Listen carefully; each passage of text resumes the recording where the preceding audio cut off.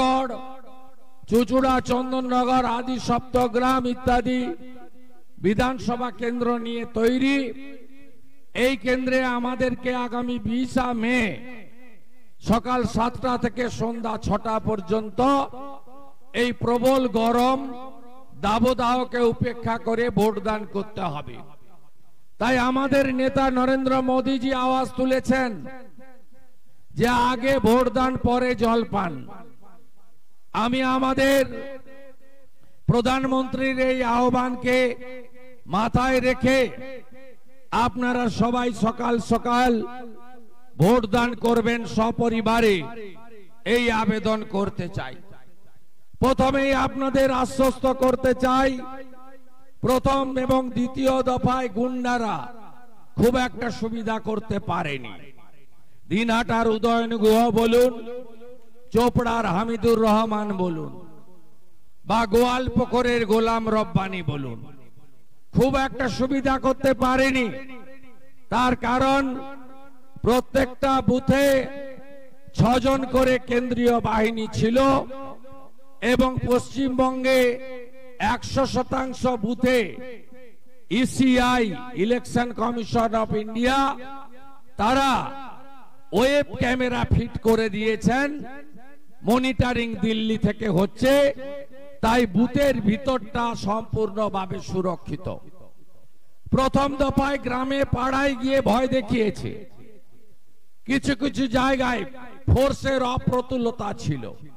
288 company paramilitary আর গুন্ডাদের খেদানোর জন্য 29টা QRT. পরের ফেজে 400 কোম্পানি প্যারামিলিটারি, তার সঙ্গে 200টা গুন্ডা খেদানোর জন্য কিউআরটি ছিল।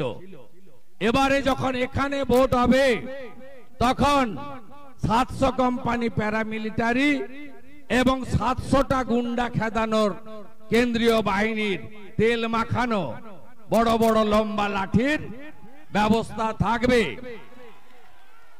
তাই আপনাদের এতটুকু চিন্তা করতে হবে না।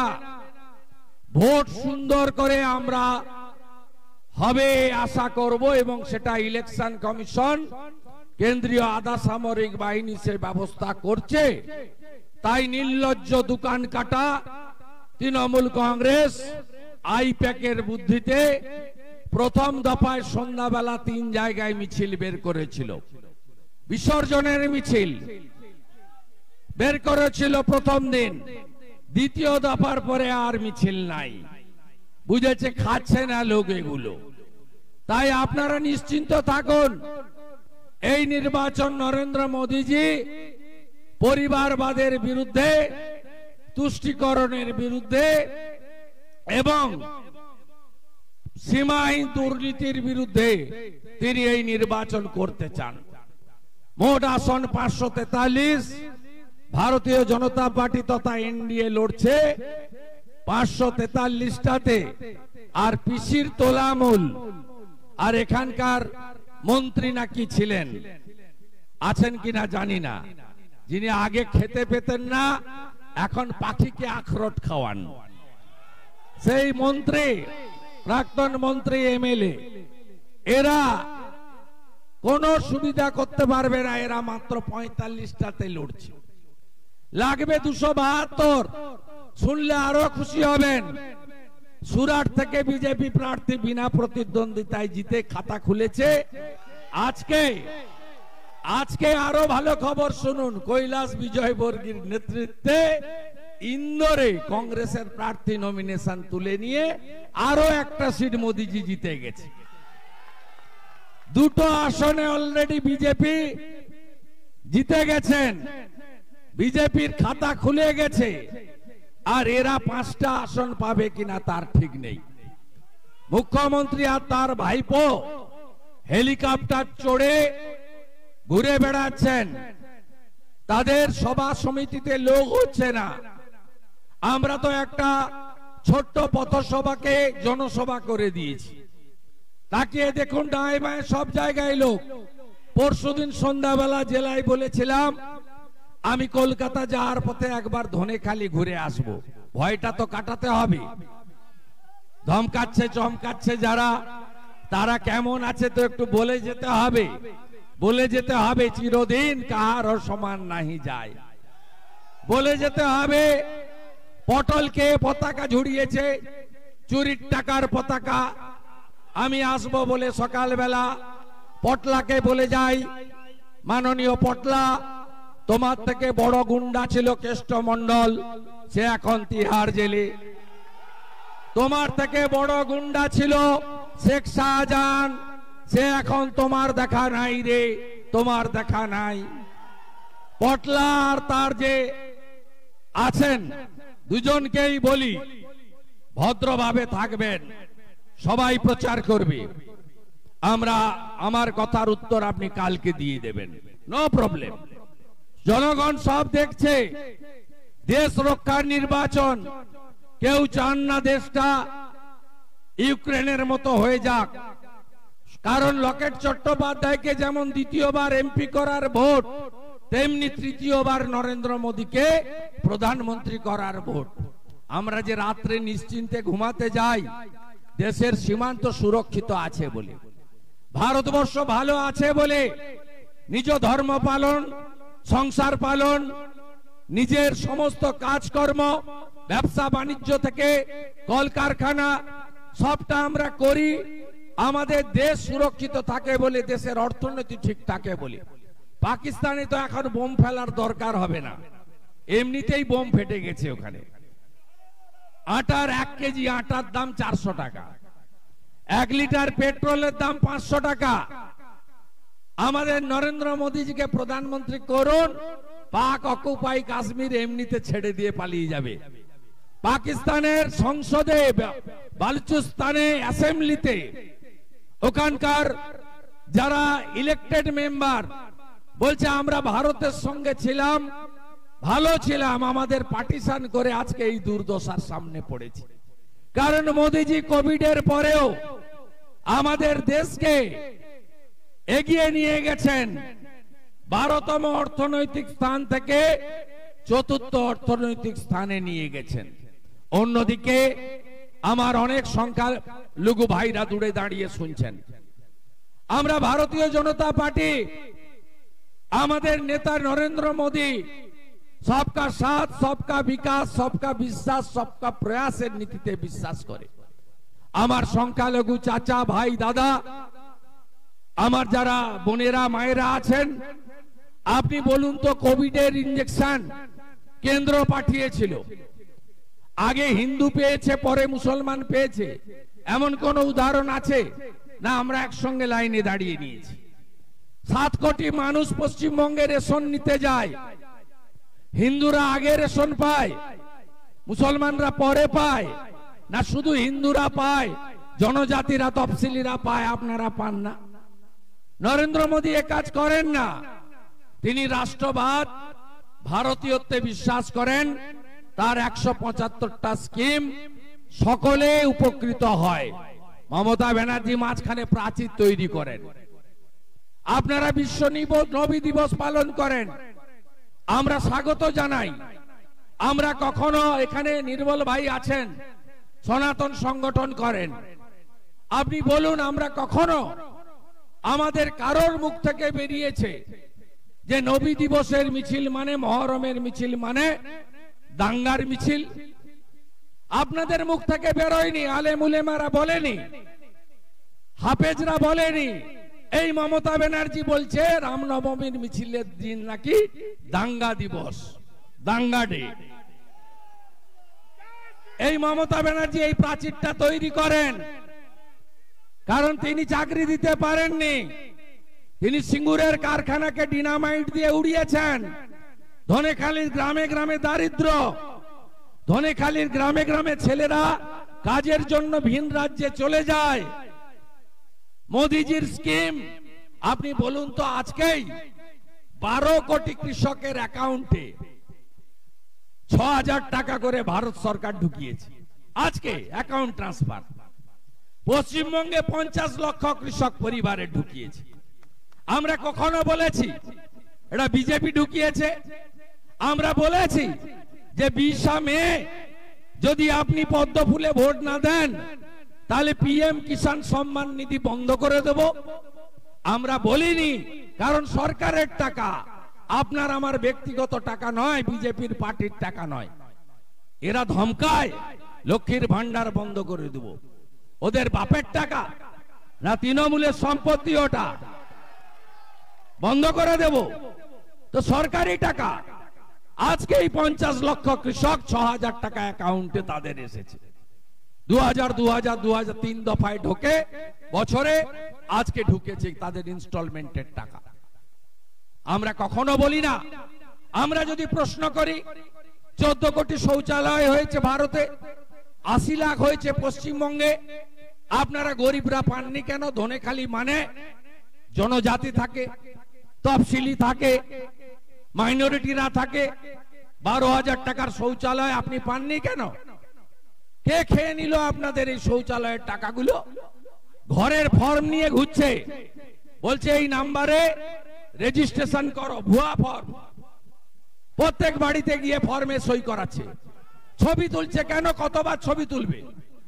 কতবার ছবি দেব আমরা?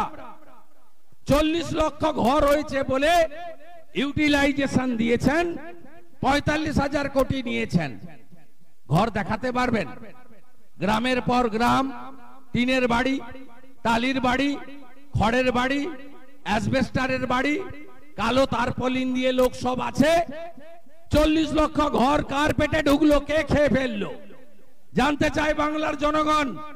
ভোটের সময় ছবি তুলছেন, নাম্বারে রেজিস্ট্রেশন করাচ্ছেন।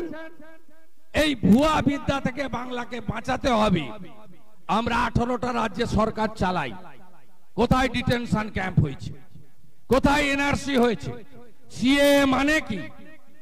সিএ মানে যারা ধর্মীয় উৎপীড়নের কারণে আফগানিস্তান, পাকিস্তান, বাংলাদেশ থেকে পালিয়ে এসেছেন এক কাপড়ে, তাদেরকে নাগরিকত্ব দেওয়া। কারো নাগরিকত্ব কাড়া হয়নি। আমি ধন্যবাদ জানাবো পশ্চিম বাংলার জনগণকে। মমতা ব্যানার্জি এর আগে 19 সালে গোটা রাজ্যে দাঙ্গা বাঁধিয়ে দিয়েছিলেন। 37টা বাস পুড়েছিল সাঁতরাগাছিতে, হাজারদুয়ারি ট্রেন পুড়িয়ে দেওয়া হয়েছিল আজিমগঞ্জ, মুর্শিদাবাদে, Shamsi rail station, Beldanga rail station, Rejinagar rail station, Uluberia rail station পুড়িয়ে দেওয়া হয়েছিল। করমন্ডল এক্সপ্রেসের উপরে পাথর বৃষ্টি হয়েছিল। কিন্তু এবারে 6 মার্চ সিএ লাগু করার পরে আজকে এতদিন হয়ে গেছে, একটাও আপনারা কেউ মমতা ব্যানার্জির উস্কানিতে পা দেননি। আপনারা বুঝেছেন এই ঠগি পিসি মিথ্যা কথা ছাড়া সত্যি কথা বলে না। আপনারা বুঝেছেন ইনি 11-র আগে বলেছিলেন যে ডিএ আপনার অধিকার, চাকরি আপনার অধিকার, 6 মাসের মধ্যে শিল্প এনে দেখিয়ে দেব। 21-এর আগে বলেছিলেন ডবল ডবল চাকরি। আজকে কি অবস্থা হচ্ছে? আজকে হাইকোর্টের রায়, সুপ্রিম কোর্টে স্টে অর্ডার হয়নি একটা পোরশন ছাড়া। এর জন্য দায়ী কে? কি বলছেন আমরা দায়ী? আপনি রাজনীতি করছেন। হাইকোর্টের জাজমেন্টে, ডিভিশন বেঞ্চে যে হলফনামা এসএসসি দিয়েছে তার 242 নম্বর প্যারা অর্ডার কপিতে দেখুন। এসএসসি কে যোগ্য কে অযোগ্য এসএসসি দেয়নি। 5400 এই অসীমা পাত্রর ভাইজি আছে। এদের বাঁচানোর জন্য আজকে হাজার হাজার যোগ্য প্রার্থীকে বলি দিলেন মমতা ব্যানার্জি। আমরা দায়ী নয়, কোর্ট দায়ী নয়, যারা কেস করেছেন লয়াররা দায়ী নয়। আপনি কেন বালাজি কোম্পানিকে দিয়ে সব ওএমআর পুড়িয়ে দেবেন? আপনাকে কে অধিকার দিয়েছে ডকুমেন্ট পুড়িয়ে দেওয়ার? যে বালাজি কোম্পানি কনস্ট্রাকশনের কাজ করে তাকে টেন্ডার দিয়ে ওএমআর গুলোকে সব নষ্ট করলেন। যোগ্যকে অযোগ্যকে হলফনামাতে দিলেন না, দায়িত্ব আপনি। আপনার জন্য আজকে এই চাকরি যারা কিনেছেন এবং তৃণমূলের নেতাদের আত্মীয় স্বজনের এই চাকরি বাঁচাতে গিয়ে আপনি আজকে কয়েক হাজার যোগ্য ছাত্র কর্মপ্রার্থীকে আপনার জন্য আপনি আজকে এই অসুবিধার মধ্যে ফেললেন।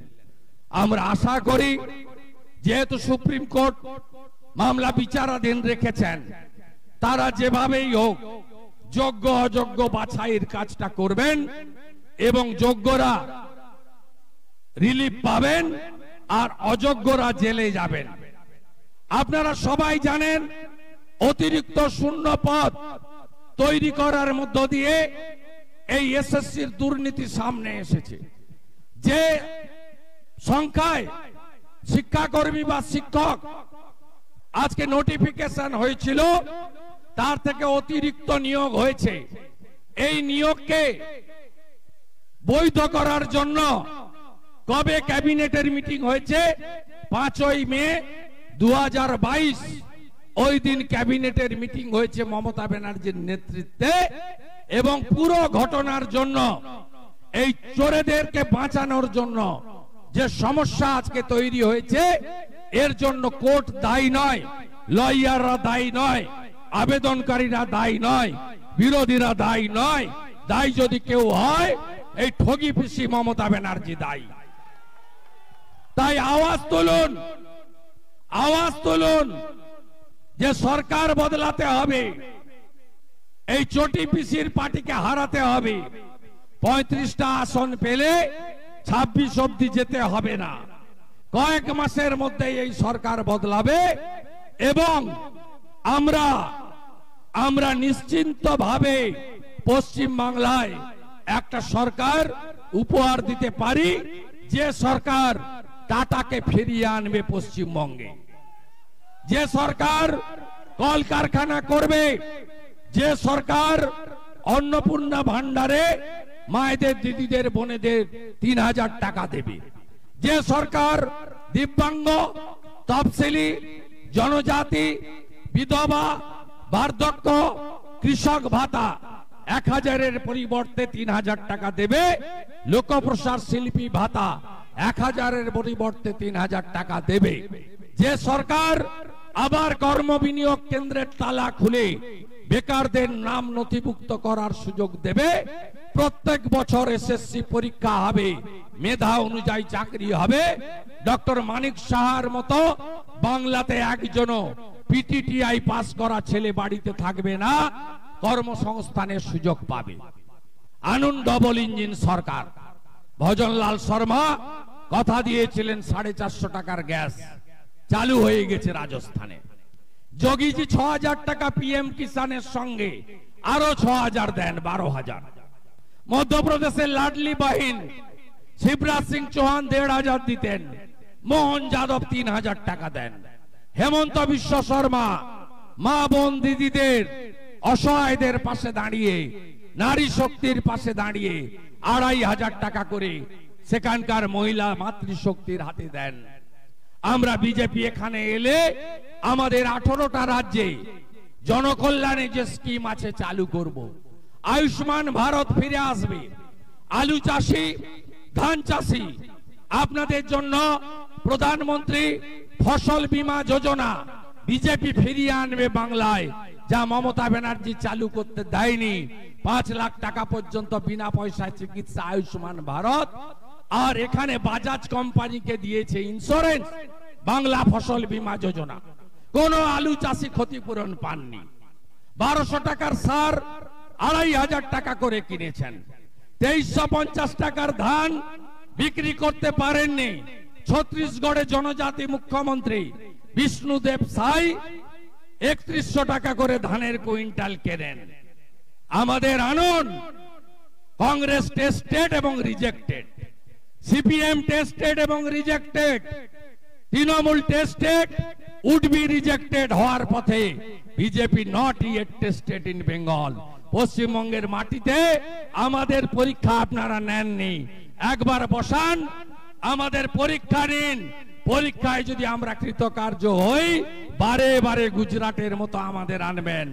আর পরীক্ষায় যদি আমরা অকৃতকার্য হই, একবারই সুযোগ দেবেন, দ্বিতীয়বার বদলে দেবেন। পশ্চিমবঙ্গে গণতন্ত্র ফিরবে। সব নির্বাচনের পরে কেন হিংসা? 15টা রাজ্যে ভোট হয়েছে, কোথাও হিংসা হয় না, ঘর ছাড়া হয় না। হরি ভক্তকে প্রসাদ খেতে হবে কেন? কেন খেতে হবে? এই প্রশ্ন ধনেখালি করবেন না। 21-এর অত্যাচারের বদলা নেবেন না। সন্দেশখালীর মহিলাদের উপর অত্যাচারের বদলা নেবেন না। বদলা যদি নিতে হয়, মারপিটে যেতে বিজেপি বলে না। বিজেপির নীতি আছে, আদর্শ আছে, বিচারধারা আছে। বিজেপি বহুজন সুখায়, বহুজন হিতায়, এই নীতিতে বিশ্বাস করে। কিন্তু 20 মে যখন আঙুল টিপবেন, বোতাম টিপবেন, ইভিএম এ আঙুল দিয়ে কেউ দেখতে পাবে না। কেন্দ্রীয় পুলিশ ছাড়া 200 মিটারের মধ্যে মমতা ব্যানার্জির চটি পুলিশ থাকবে না। তাই আপনারা যারা পারবেন সামনে করুন। অনেকে বেরিয়ে এসছেন, শুধু ধনেখালির লোক নিয়ে সভা, পথসভা বলা যায়। আবার অনেকে দূরে দূরে দাঁড়িয়ে শুনছেন, অনেকে ফেসবুক লাইভে বাড়িতে বসে শুনছেন, অনেকে দূর থেকে আশীর্বাদ করছেন। সবাইকে বলি, নিজের ভোট নিজে দিন, পদ্ম ফুলে ভোট দিন। আগামী 20 মে আসছে দিন,